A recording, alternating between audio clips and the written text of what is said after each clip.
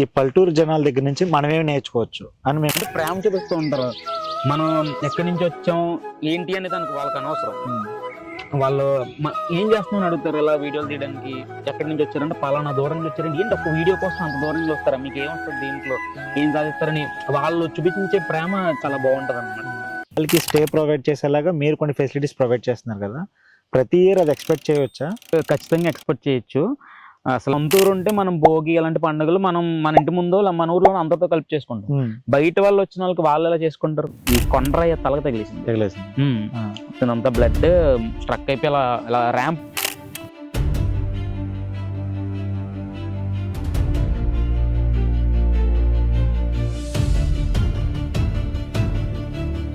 So ఇప్పుడు ఏంటంటే youngsters కానీ ఇప్పుడు వచ్చే జనరేషన్స్ కానీ ఎక్కువ సిటీ సైడ్ సెటిల్ అయిపోయి వాళ్ళ పబ్ కల్చర్కి కానీ డిఫరెంట్ టైప్స్ ఆఫ్ ఎంజాయ్మెంట్స్కి వెళ్తున్నారు. కానీ ఒకప్పుడు మన పల్లెటూరులో ఇటు సైడ్ ఒక ఆర్ట్ అనేది ఉండేది, ఒక తోలుబొమ్మల ఆట కానీ, సో ఇట్లా కొన్ని కల్చరల్ యాక్టివిటీస్ జరిగేవి కదా. సో అట్లాంటివి ఇప్పుడు ప్రెసెంట్ ఎలా ఉన్నాయి? మీరు ఎక్స్ప్లోర్ చేస్తున్నారు కాబట్టి మిమ్మల్ని అడుగుతున్నాను. జనాలు యంగ్స్టర్స్ ఇటువైపు కూడా చూడాలంటారా, లేదంటే ఏంటి? అంటే ఆర్ట్ అనే దాంట్లో చాలా కష్టం ఉంటుంది. సో ఖచ్చితంగా ఆర్ట్ ని అది నెక్స్ట్ జనరేషన్ కి వెళ్ళే స్కోప్ తగ్గిపోతుంది. హాయ్, హలో, నమస్తే, వెల్కమ్ టు రియాలిటీ మైక్. నేను మీ రాకేష్. అందరూ ఎలా ఉన్నారు? I hope everyone is doing great. ఒక చిన్న గ్యాప్ తర్వాత మీ అందరికీ పరిచయం చేయడానికి ఈ రోజు నేను పల్లెటూరు ఇన్ఫ్లుయెన్సర్ భరత్ని మీ ముందుకు తీసుకొని వచ్చాను. నమస్తే అన్న. ఫస్ట్ ఆఫ్ ఆల్ మా ఇన్విటేషన్ మన నుంచి మా ఛానల్ ఇంటర్వ్యూ ఇవ్వడానికి వచ్చినందుకు మాకు చాలా సంతోషంగా ఉంది. యాక్చువల్గా ఇలాంటి పల్లెటూరు వాతావరణంలో ఇలాంటి ఒక కన్వర్సేషన్ పిలిచినందుకు రియాలిటీ మైక్ కూడా థ్యాంక్ యూ. ఓకే అన్న, మన టాపిక్ లోకి వెళ్దాం.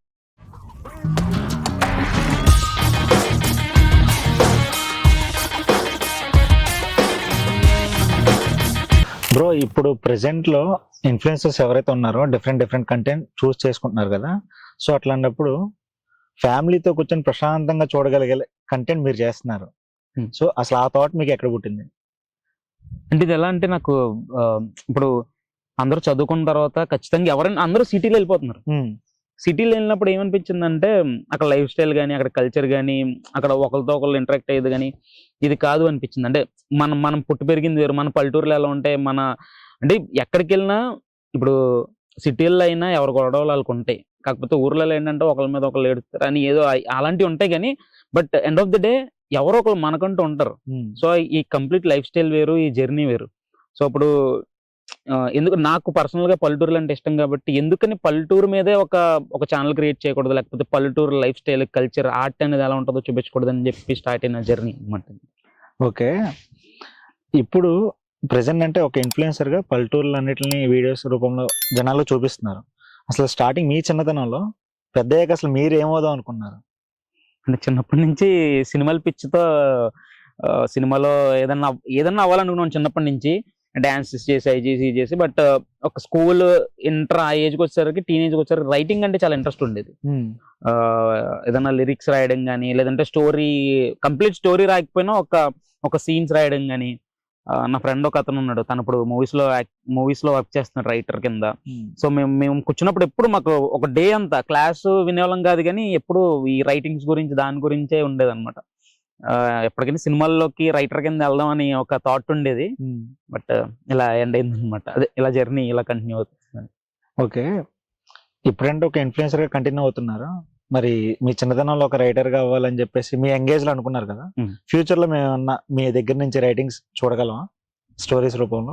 అంటే ఈ కంటెంట్ లోనే ఏదన్నా ఒక డాక్యుమెంట్ స్టైల్లో మన రైటింగ్ దాంట్లో ఉన్న ప్రజెంట్ చేస్తానేమో, కానీ ఇప్పుడు అందులోకి పర్టికులర్ గా వెళ్ళే థాట్ అయితే లేదు. ఎందుకంటే నేను కంప్లీట్ గా దీంట్లో ఉన్నాను. ఇంకా దీన్నే ఇంకేదన్నా కొత్తగానో లేకపోతే ఇంకా బాగా చూపించాలన్న థాట్ లో ఉన్నాను. ఓకే, యాక్చువల్గా ఇప్పుడు మన గోదావరి డిస్ట్రిక్ట్స్ ఏంటంటే చాలా మంది బయట నుంచి వచ్చి ఇక్కడ పొలాలు కానీ ఇక్కడ పల్లెటూరు వాతావరణం చూడడానికి బాగుంటుంది అనుకుంటారు. జనాలు వచ్చి ఇక్కడ ఎక్స్ప్లోర్ చేయడానికి కూడా ప్లేసెస్ ఉన్నాయంటారా? ఖచ్చితంగా ఉన్నాయండి. ఇప్పుడు గోదావరి అంటే కేరళ మొత్తాన్ని గోదావరి డిస్ట్రిక్ట్స్ తో కంపేర్ చేయట్లేదు, కానీ కోనసీమని కూడా. బట్ ఎక్కడో కోనసీమ అనే పార్ట్ గోదావరి రిజెంబ్లెన్స్ ఉంటుంది, ఈ కేరళ రిజెంబ్లెన్స్ ఉంటుంది అనమాట. ఖచ్చితంగా ఎక్స్ప్లోర్ చేయొచ్చు. కానీ ఒకటే పాయింట్ ఏంటంటే ఇన్ఫ్రాస్ట్రక్చర్ అనేది అంతలో లేదు. అంటే ఇప్పుడిప్పుడే జనాలు ఈ టూరిజం ట్రావెల్ అనేది అంటే ఎప్పుడు మనకి ఎలా ఉంటుందంటే టూరిజం అనే పాయింట్ లో లేకపోతే ఎక్కడన్నా వీకెండ్ ఒక ఒక ప్లేస్కి వెళ్ళాలనే పాయింట్ లో జనాలు ఇప్పుడు ఒక వాటర్ ఫాల్, ఒక ఏదన్నా ఒక మౌంటైన్ అని, వ్యూ పాయింట్ అని అలా చూస్తారు.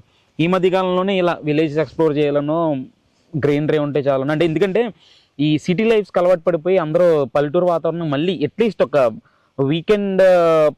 వీకెండ్ స్పాట్ లాగా కూడా అనుకుంటున్నారు. సో ఆ పాయింట్లో ఖచ్చితంగా గోదావరి డిస్ట్రిక్ట్స్ అని ద బెస్ట్ అని చెప్పొచ్చు ఎక్స్ప్లోర్ చేయడానికి.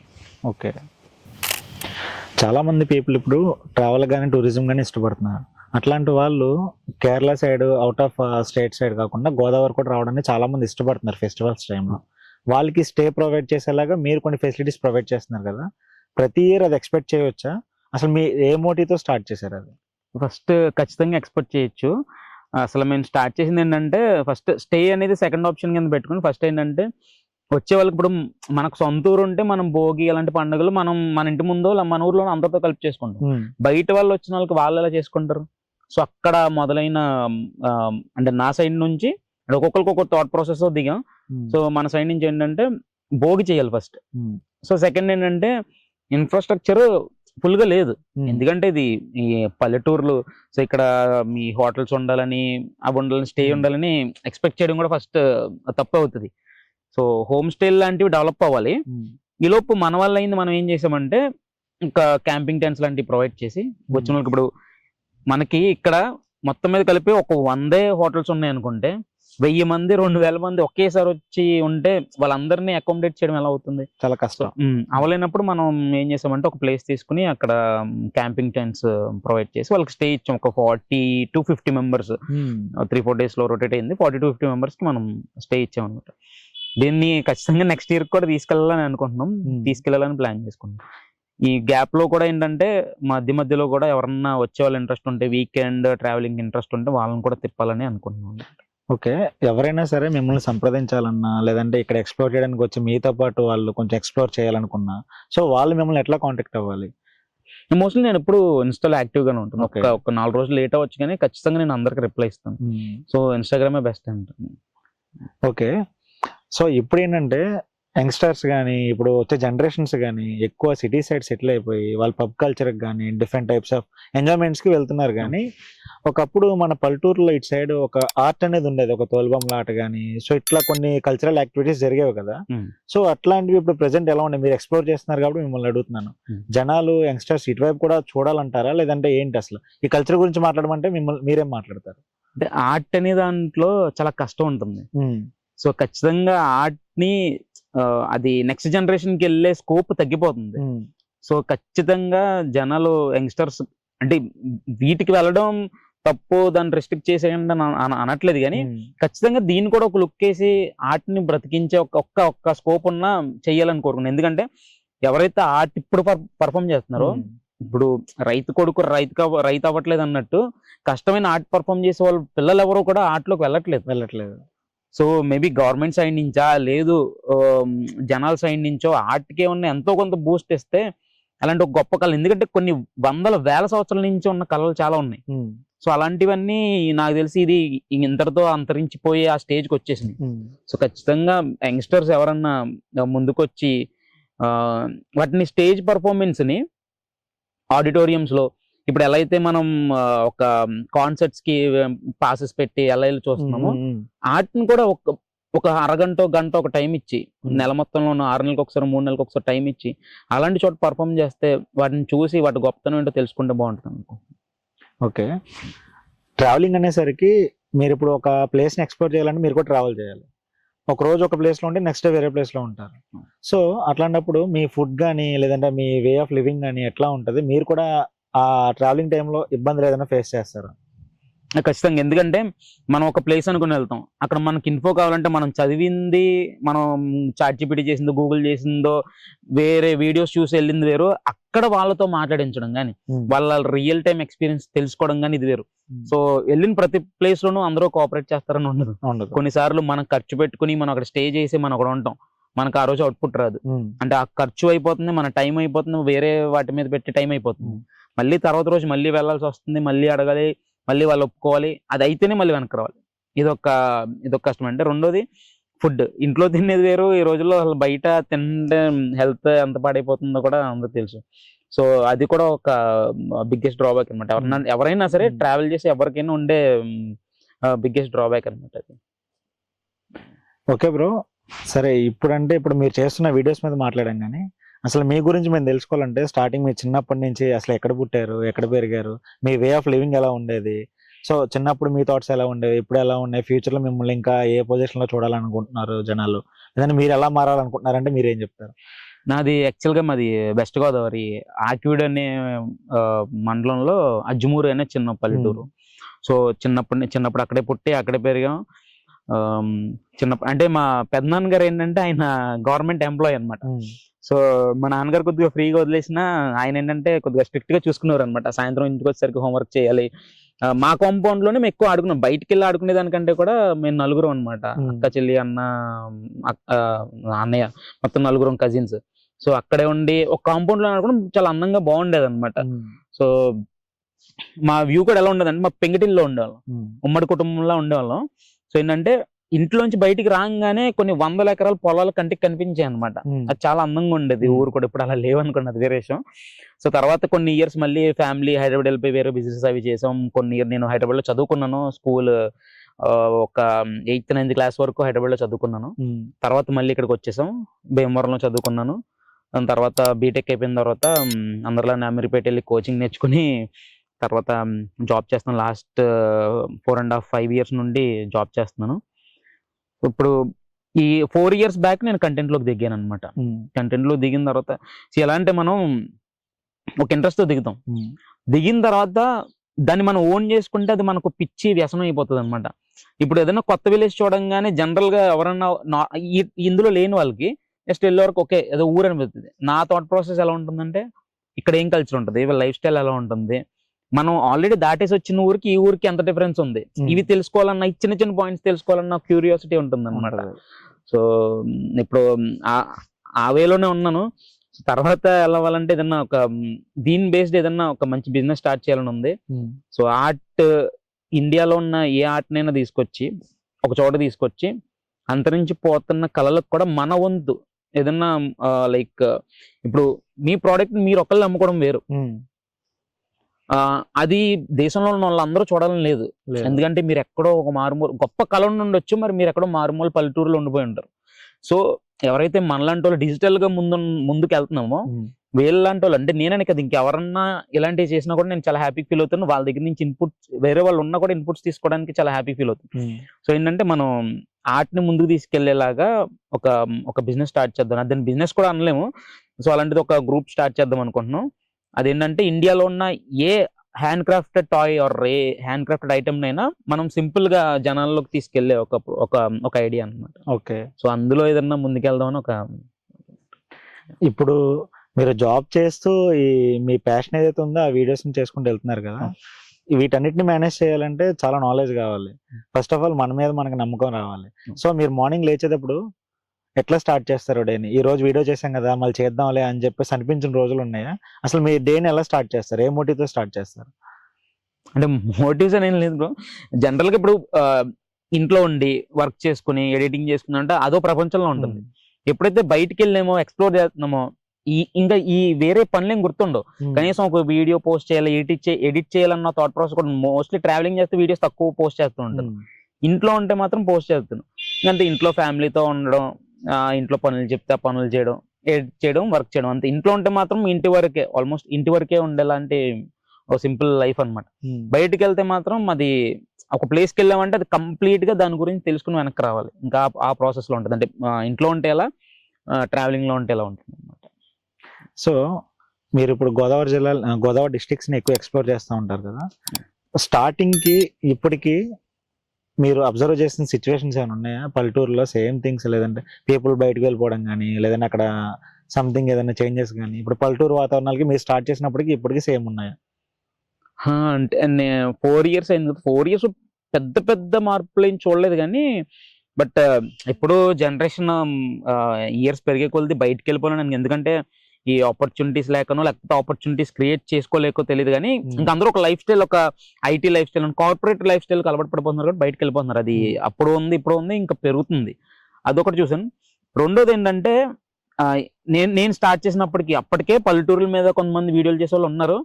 ఈ మధ్య ఇంకా పెరిగారు అనమాట. అది చాలా హ్యాపీగా అనిపిస్తుంది. ఓకే, పల్లెటూరులు కూడా చూడొచ్చు, పల్లెటూరులను చూపిస్తే బయట వాళ్ళు ఎంతమంది చూసే వాళ్ళు ఉన్నారని చెప్పి జనాలకు ఇంకా తెలిసిందనమాట. అప్పటికిప్పటికి మార్పు అది బాగా గమనించాను. పల్లెటూరు రిలేటెడ్ చాలా పేజెస్ వచ్చినాయి. అది చాలా హ్యాపీగా అనిపిస్తుంది. మీరు ఎలాగో చాలా పేజెస్ వచ్చినాయి అన్నారు కాబట్టి ఇప్పుడు ఎవరైతే యంగ్స్టర్స్ ఇన్ఫ్లుయెన్సర్స్ గా మారాలనుకున్న వాళ్ళు కొత్తగా కంటెంట్ చూస్ చేసుకుంటారు కదా, అట్లాంటి వాళ్ళు సేమ్ ఇట్లాంటి పల్లెటూరు మీద వీడియోస్ చేయడం చూస్ చేసుకుంటే వాళ్ళకి ఫ్యూచర్ లో స్కోప్ ఉంటుందని మీరు అంటారా? ఇది స్కోప్ అనేది ఏదైనా లైక్ నేను పల్లెటూరు అనే కంటెంట్ ఏమవుతుందంటే బ్రదర్, ఇప్పుడు మనకి ఒకవేళ ఎవరన్నా దీన్ని కెరియర్ గా బిల్డ్ చేసుకోవాలనుకుంటే ఇన్స్టాగ్రామ్ లో రూపాయి మనీ మానిటైజేషన్ ద్వారా రాదు. ఫుల్ లెంత్ వ్లాగ్స్ చేసి లేదా ఫేస్బుక్ లో వ్లాగ్స్ చేయగలిగితేనే మనకి మనీ జనరేట్ అవుతుంది. లేదా మళ్ళీ ఇన్స్టాగ్రామ్ కి వచ్చేసరికి మళ్ళీ మనం ప్రమోషన్స్ చేసుకోవాలి. ప్రమోషన్స్ చేయాలంటే మోస్ట్లీ ఎలా ఉంటుందంటే మన బ్యాక్ డ్రాప్ చూస్తారు. ఇప్పుడు రూరల్ బ్యాక్ డ్రాప్ బేస్ చేసుకుని ఉన్న బిజినెస్లు అయితే ఇవ్వడానికి ముందుకు వస్తారు. లేదంటే మన ఒక ప్రాంతానికి పరిమితి అయిపోయి ఉంటే ఆ ప్రాంతం నుంచి వస్తారు. సో డబ్బుల కోసం ఇందులోకి రావద్దని చెప్తాను. ఇందులో డబ్బులు లేవా అంటే అసలు సోషల్ మీడియాలో ఇప్పుడు నాకు తెలిసి ఉన్న దాంట్లో బెస్ట్ డబ్బు సంపాదించుకోవాలంటే ఉన్న బెస్ట్ ప్లాట్ఫామ్ ఇది. దాన్ని అలా బిల్డ్ చేసుకొని కావాలంటే డబ్బులు అనే థాట్ ప్రాసెస్ లో ఫస్ట్ నుంచి కష్టపడదు. లేదు ఏదో ప్యాషన్ గా చేయాలి, ఏదో ఇంట్రెస్ట్ తో చేయాలంటే ఇందులో డబ్బులు ఆశించొద్దని అంటాను ఖచ్చితంగా. కొత్త వాళ్ళు ఎవరు వచ్చినా కూడా ఏమవుతుందంటే ఈ మధ్యకాలంలో అబ్జర్వ్ చేసింది ఏంటంటే వేరే వాళ్ళ లైఫ్ స్టైల్ బాగుంటుంది, రీల్స్ చేసే వాళ్ళ లైఫ్ స్టైల్ బాగుంటుంది, డబ్బులు సంపాదించేస్తున్నారు, ప్రమోషన్ చేస్తున్నారు అని చెప్పి చాలా మంది కొత్త వాళ్ళు చేసేస్తున్నారు. అదేమవుతుంది లాంగ్ రన్ లో ప్రమోషన్స్ అనేవి కూడా ఉండవని నేను ఫీల్ అవుతున్నాను. ఎందుకంటే ఎవరికి వాళ్ళు సెల్ఫ్ గా సోషల్ మీడియాలోకి వచ్చేసి వాళ్ళు ప్రమోట్ చేసుకుంటున్నారు. ఇప్పుడు మనం ప్రమోషన్స్ చేస్తాం, నువ్వు ఏ బిజినెస్ చేయవు, ఏం చదువుకోవట్లేదు, ఇందులోకి వచ్చేసావు, దిగిపోయిన తర్వాత కొన్ని రోజులకు ఒక 6 నెలలకు సంవత్సరానికి ఈ ఇన్ఫ్లుయెన్సర్ మార్కెటింగ్ అయిపోతుంది. అప్పుడు ఏం చేస్తావు? ఏం చేయలేవు. అదే ఈ యంగ్స్టర్స్ కి అదే చెప్పాలి, మనీ అనే దాన్ని ఈ కంటెంట్ త్రూ చేయాలని రావద్దు. దాన్ని బేస్ చేసుకుని ఉంటే ఓకే. వేరే వాళ్ళని చూసి అయితే ఖచ్చితంగా రావద్దని అంటాను. ఇన్స్పైర్ అవ్వడం తప్పలేదు, బట్ వాళ్ళు ఏదో మనీ సంపాదిస్తున్నారని చెప్పి వాళ్ళని చూసి రావద్దని అంటాను ఖచ్చితంగా. ఓకే బ్రో, మీ ప్రొఫైల్ చూస్తున్న ఒక ఇంట్రెస్టింగ్ రీల్ మాకు కనిపించింది. ఒక మూవీ చూసి కేరళలో ఆ లొకేషన్ మీరు వెళ్ళాలని చాలా వెయిట్ చేసి ఆ లొకేషన్కి వెళ్ళారంట. అసలు అది ఏం మూవీ? సో ఎందుకు వెళ్ళాలనుకున్నారు అక్కడికి? ఇది కుంభలంగి నైట్స్ అనే ఒక మూవీ అన్నమాట. అదేంటంటే పెద్దగా స్టోరీ ఏముండదు, జస్ట్ ఒక ఫ్యామిలీ సెంటిమెంట్స్ తో, ఒక ఫ్యామిలీ రిలేషన్స్ తో వెళ్ళిపోయే ఒక మూవీ అన్నమాట. సో ఓన్లీ ఒక చిన్న ఊరిని బేస్ చేసుకుని తీసిన ఒక సినిమా. అది ఎలా ఉంటుందంటే ఒక ఐలాండ్, చేపలు పడతారు, అలాగ లైఫ్ స్టైల్ అదంతా. అది ఎందుకు ఆ సినిమా చూసినప్పటి నుంచి ఎందుకని అసలు ఆ ఊరు వెళ్ళకూడదు, ఎందుకు వెళ్ళకూడదు ఎప్పుడు లైక్ నాకు తెలిసి ఒక 3 years బ్యాక్ ఎప్పుడు చూసి ఉంటున్నాను. 3 years నాకు సరి గుర్తులేదు. 3 years అప్పటి నుంచి సినిమా చూసినప్పటి నుంచి ఖచ్చితంగా ఈ ఊరు వెళ్ళాలి. కేరళ వెళ్తున్నప్పుడు ఫస్ట్ రాసుకున్న పేరే కుంభలంగి అనమాట. ఓకే, ఏం తెలీదు, జస్ట్ ఆ మూవీ చూసి ఏదో 2-3 రీల్స్ చూసి ఓకే వెళ్ళొచ్చా లేదా వెళ్ళిపోయాం. వెళ్ళిన తర్వాత యాక్చువల్గా అక్కడ ఎవరు వెళ్ళాలనుకున్నా కూడా అక్కడ ఏంటంటే ఒక టూరిస్ట్ స్పాట్ అంటే ఏమి ఉండదు. అక్కడ మళ్ళీ ఒక వాటర్ ఫాల్ ఉండడం అని, వ్యూ పాయింట్ ఉండడం ఏమి ఉండదు. అది ఒక మోడల్ విలేజ్ అనమాట, కేరళస్ మోడల్ విలేజ్. అంటే ఏంటంటే మనకి టూరిజం పాయింట్ ఆఫ్ వ్యూలో గవర్నమెంట్ ఏం చేసిందంటే వాళ్ళని ప్రోత్సహించడానికి ఇంటికి హోమ్ స్టేలు అనేవి ఎంకరేజ్ చేసింది అనమాట. మీరు కుంభలంగి వెళ్తే ఎవరింట్లోనే ఉండొచ్చు. కొంతమంది కొద్ది కమర్షియల్ పేమెంట్స్ ఉంటాయి, కొంతమంది జస్ట్ నార్మల్ గా మినిమల్ పేమెంట్, వాళ్ళు మీకు కనెక్ట్ అయితే వాళ్ళు మీకు ఫుడ్ ఇస్తారు, బెడ్ ఇస్తారు. వాళ్ళతో పాటు వాళ్ళు చేపలు పట్టి చూడొచ్చు. కాయర్ మేకింగ్ ఉంటుంది ఆ ఊర్లో, కాయర్ మేకింగ్ చూడొచ్చు. వెళ్ళి ఇంకా ఒక 2 రోజులు ఉన్న ఊర్లో ఇంకా ఆ ఊరికి అలవాటు పడిపోయాం అనమాట. చాలా అందంగా ఉంటుంది, ఎటు చూసినా మనకు వాటర్ కనిపిస్తుంది. మొత్తం ఐలాండ్ మధ్యలో ఉంటుంది, బట్ అది మళ్ళీ సబ్ ఉంటుంది అనమాట. అక్కడ వాటర్ కనిపించడం, వాటర్ ఎక్కువగా ఉండే ఒక ఊరు. ప్లస్ ఏంటంటే అక్కడ బయోలూమినిజెన్స్ అని చెప్పేసి వాటర్ బ్లూ కలర్ అవుతుంది కదా, వాటర్ బ్లూ కలర్ వస్తుంది కదా, అది కూడా అక్కడ జరుగుతుంది అనమాట. అది చాలా అందంగా ఉంటుంది. ఇవన్నిటికంటే అక్కడ ఫేమస్ ఏంటంటే చైనీస్ నెట్స్ అనమాట.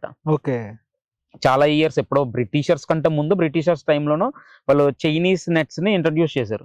చేపలు పట్టే విధానంలో చైనా నుంచి వచ్చిన, అప్పట్లో చైనా నుంచి ఇప్పుడు వాళ్ళు తయారు చేసుకుంటున్నారంట. చైనీస్ నెట్స్ ఉంటాయి అన్నమాట. ఒక నది, ఒక వాటర్ లో మొత్తం ఎటు చూసినా మనకి చైనీస్ నెట్స్ కనిపిస్తూ ఉంటాయి. అక్కడ అది ఆ సన్సెట్ టైంలో అసలు ఎక్స్ట్రాడినరీ వ్యూ ఉంటుంది. దీన్ని బేస్ చేసుకుని రిసార్ట్స్ కూడా ఉన్నాయి, Chinese nets sunset view points అని, చాలా బాగుంటది అనమాట. చాలా అందమైన ఊరు. ఒకవేళ ఎవరన్నా వెళ్ళాలంటే కూడా వ్యూ పాయింట్స్ ఉంటాయని వెళ్ళద్దు, జస్ట్ ఒక పల్లెటూరుని ఎక్స్ప్లోర్ చేయాలనుకుంటే ద బెస్ట్ విలేజ్ అని చెప్తాను. మీరు ఎక్కువ విలేజెస్ కానీ ప్లేసెస్ కానీ ఎక్స్ప్లోర్ చేయాలంటే ట్రావెల్ చేస్తూ ఉంటారు. ఒక మనిషికి ట్రావెలింగ్ అనేది కూడా అవసరం అంటారా? ఖచ్చితంగా అవసరం. అంటే నాలాంటి వాడికి, నాలా ఆలోచించే వాళ్ళకి ఖచ్చితంగా అవసరం అంటాను. బట్ ఆఫ్టర్ కరోనా మోస్ట్లీ చాలా మంది ట్రావెలింగ్ ని ఇంట్రెస్ట్ చూపిస్తున్నారు.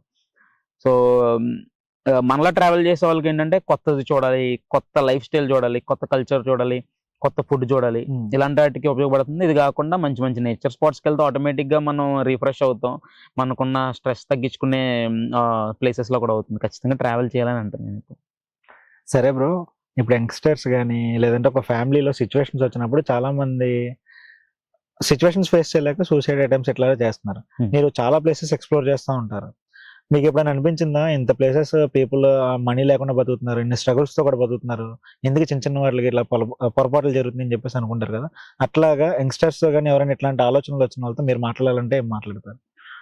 ఈ తిరుగుతున్నప్పుడు ఏం అబ్జర్వ్ చేసామంటే కొన్ని ఊర్లో అసలు కరెంట్ ఉండదు, సరిగ్గా తినడానికి తిండి ఉండదు. అయినా సరే వాళ్ళు అన్ని కష్టాలున్నా వాళ్ళ లైఫ్ ని వాళ్ళు ముందుకి వెళ్ళి లీడ్ చేస్తారు.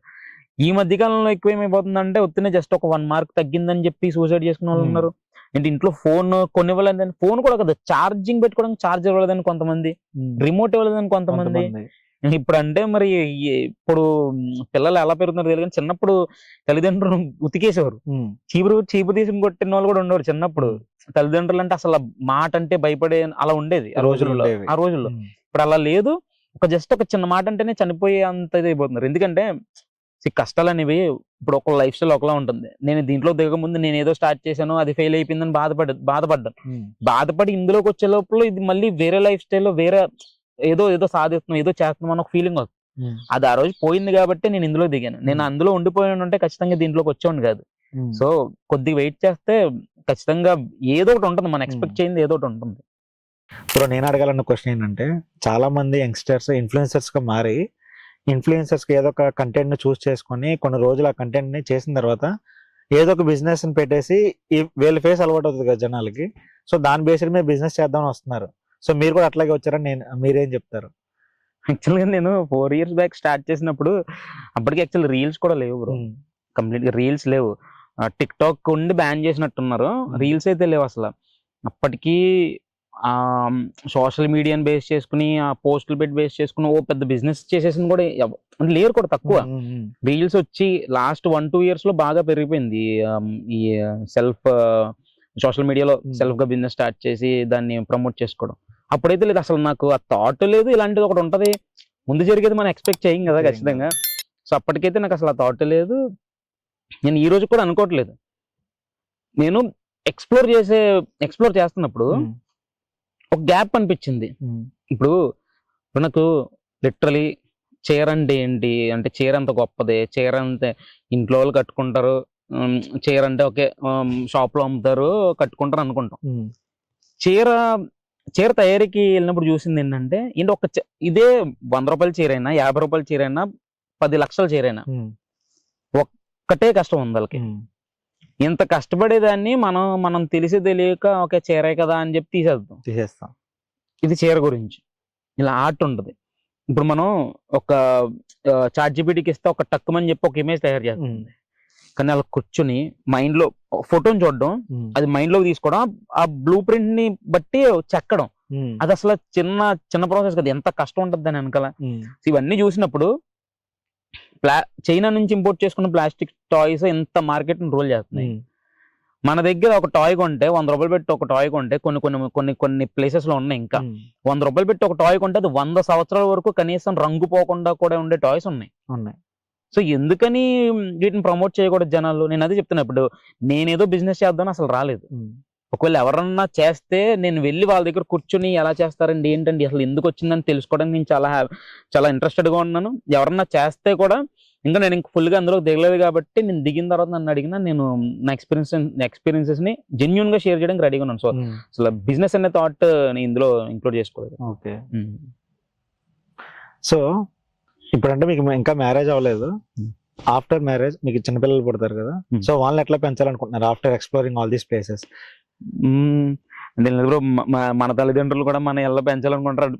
ఈ పెరిగే విధానంలో ఎవరేమవుతారో తెలియదు కానీ అంత పర్టికులర్ గా ఏం లేదు. జస్ట్ మన ఇంట్రెస్ట్ పల్లెటూర్లు కాబట్టి చిన్నప్పటి నుంచి ఏదన్నా మనం అందులో ఉంటే ఆటోమేటిక్ గా వాళ్ళు చూస్తూ పెరుగుతారు కాబట్టి ఏదన్నా ఆర్ట్ లాంటిది కానీ అంటే మన చిన్నప్పుడు మోస్ట్లీ నాకు తెలిసి మనం చిన్నప్పుడు ఓన్లీ చదువు అనేది ఒక్కటే ఉండేది ఆప్షన్.